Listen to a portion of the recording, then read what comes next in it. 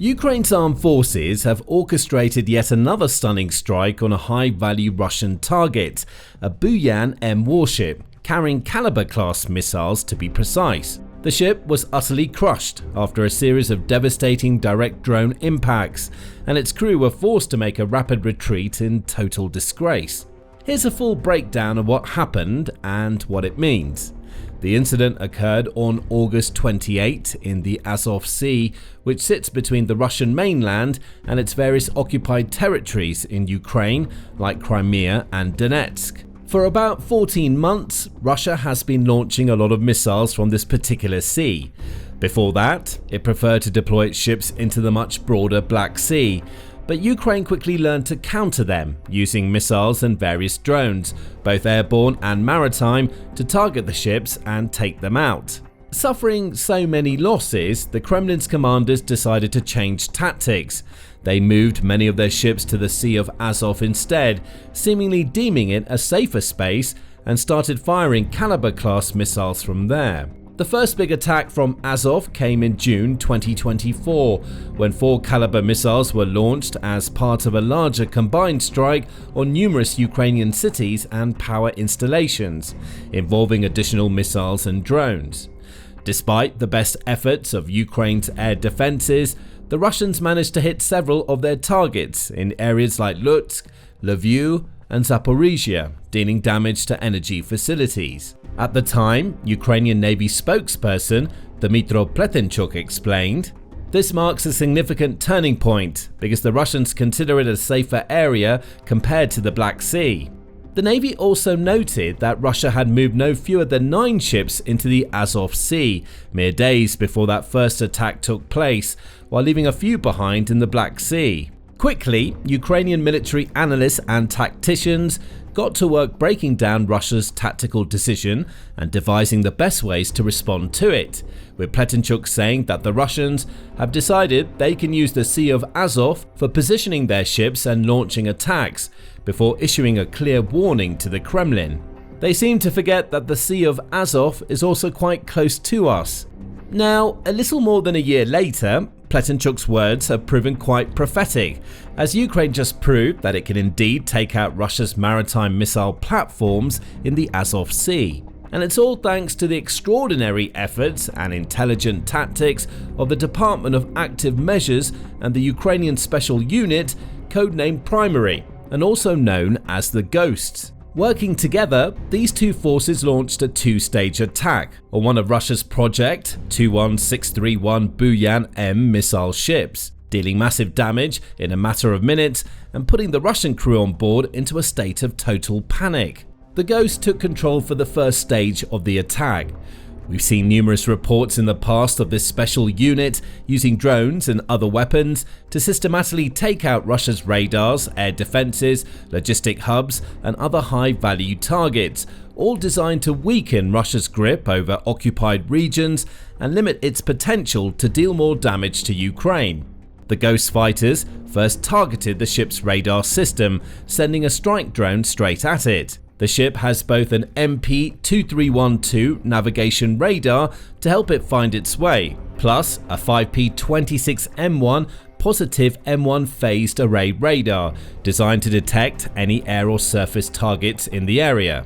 By taking out the radar, Ukraine's fighters essentially blinded the Buyan-M, giving the crew no real way of knowing if any additional drones were on the way. And more drones were indeed on the way. Mere moments after the first drone struck, special forces from Ukraine's Department of Active Measures began the second stage of the attack, launching additional drones in the direction of the ship's hull, aimed at dealing as much damage as possible and perhaps even sinking the ship. The Defense Intelligence of Ukraine, HUR, published a full report of the attack in a Facebook post, and also shared footage of the drones impacting their target, showing the initial hit on the radar system and a secondary strike on the vessel's hull. The Kalibr carrier was hit.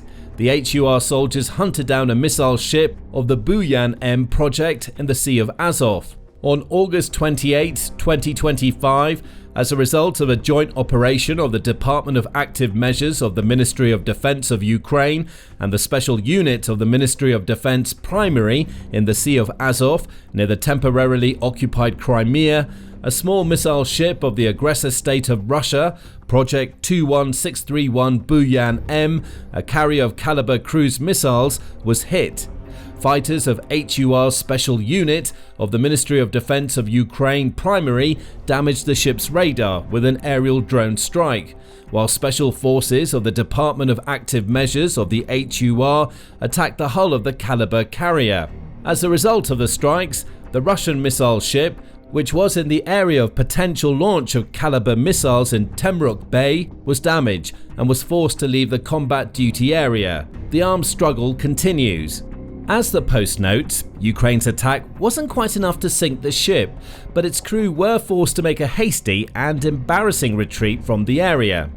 It was the only logical move they could make, given that their radar system had been taken out and more Ukrainian drones were likely on the way.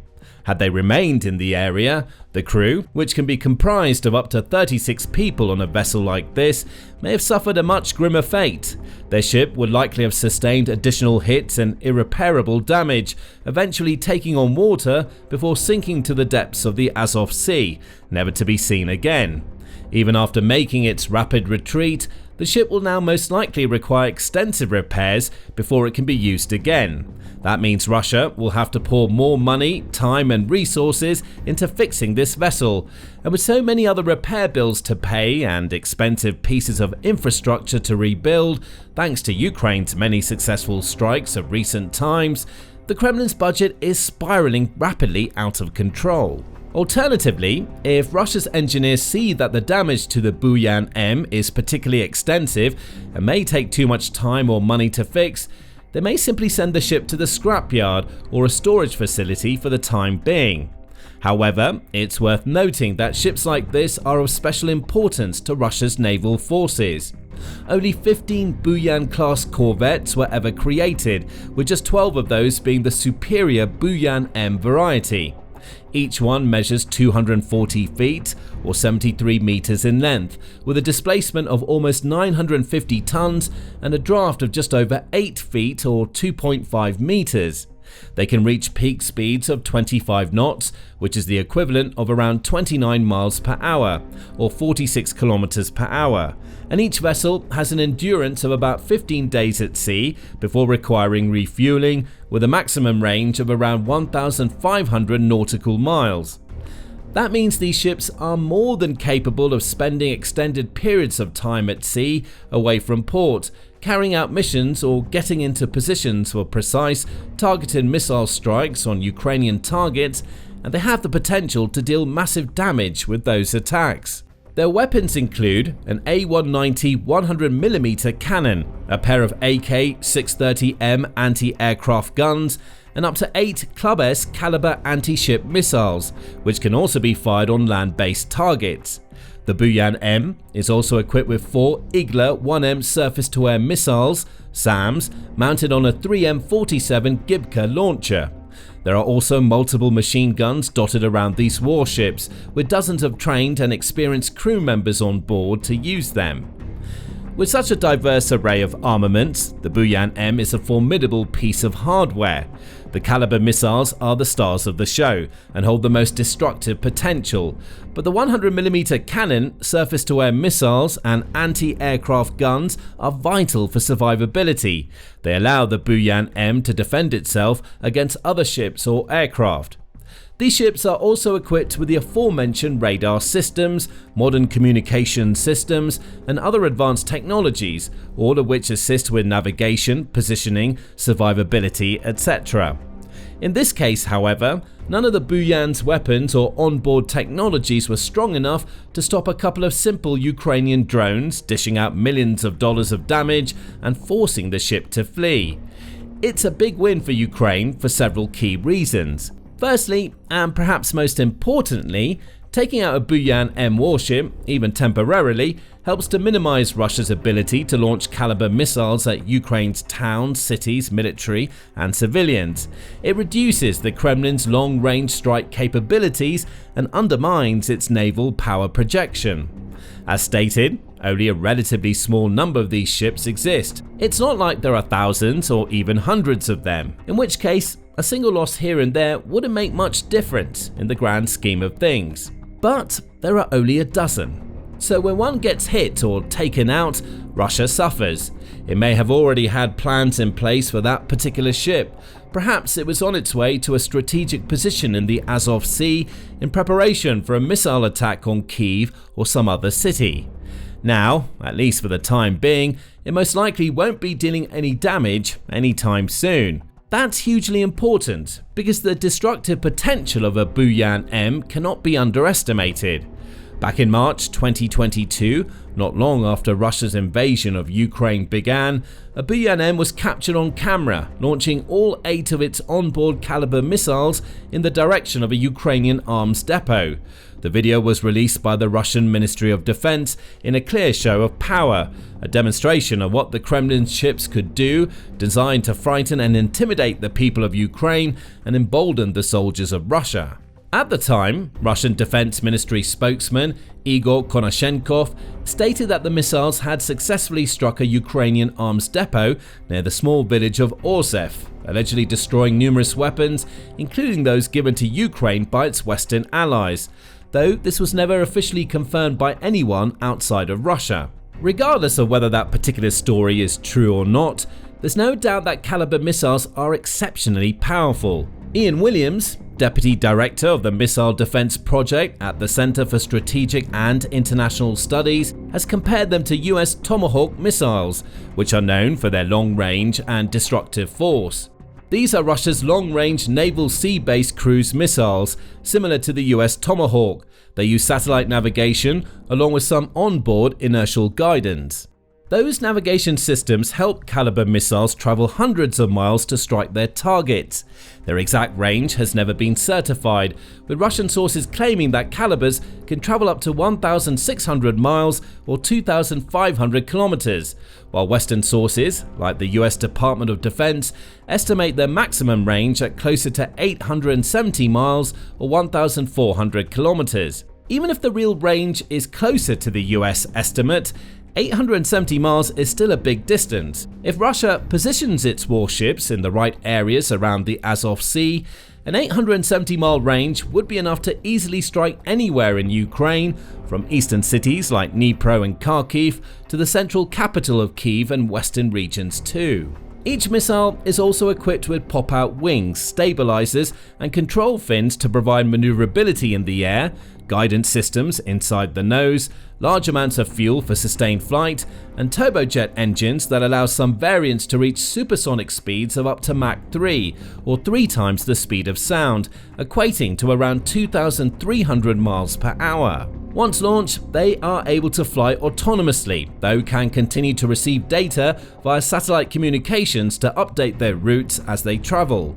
They tend to be highly accurate, and with almost 1,000-pound warheads, they can deal fatal blows to the likes of command posts, seaports, airfields, and storage facilities. Sadly, Ukraine has experienced their effectiveness firsthand on numerous occasions over the course of the war so far.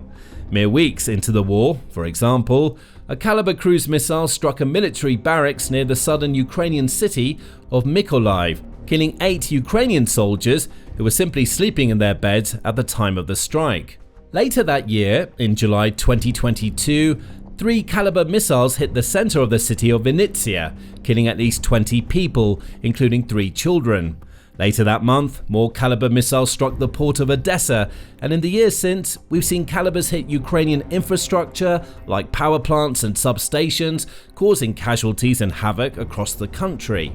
That's why Ukraine's armed forces have made it one of their top priorities to find, target, and strike missile-carrying warships since the conflict began. And they've been successful on several occasions. Back in April 2022, for example, in the early stages of the war, Ukraine's forces celebrated a huge victory when they fired 2 of their own R-360 Neptune anti-ship missiles at the Russian Navy's Black Sea Fleet flagship, Moskva, which subsequently sank, with hundreds of its 396 crew forced to evacuate and several missing or killed. It was the biggest Russian warship to be sunk in wartime since the end of World War II, and the first flagship to be taken out in over a century.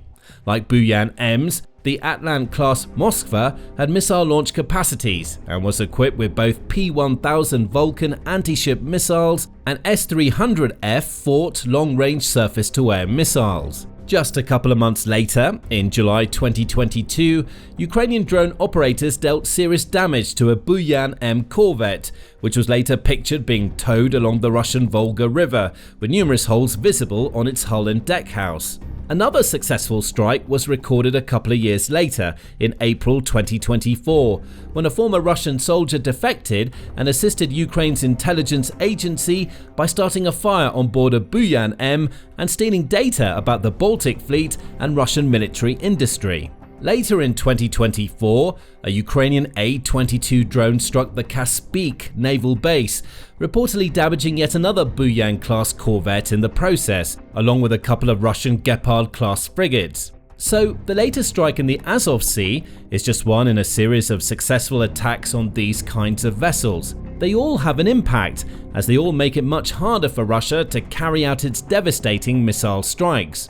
That matters more now than ever before, as Russia has ramped up its aggression in recent times, culminating in the recent deadly attack on Kyiv, which killed at least 23 people, including 4 children, while also damaging residential and office buildings.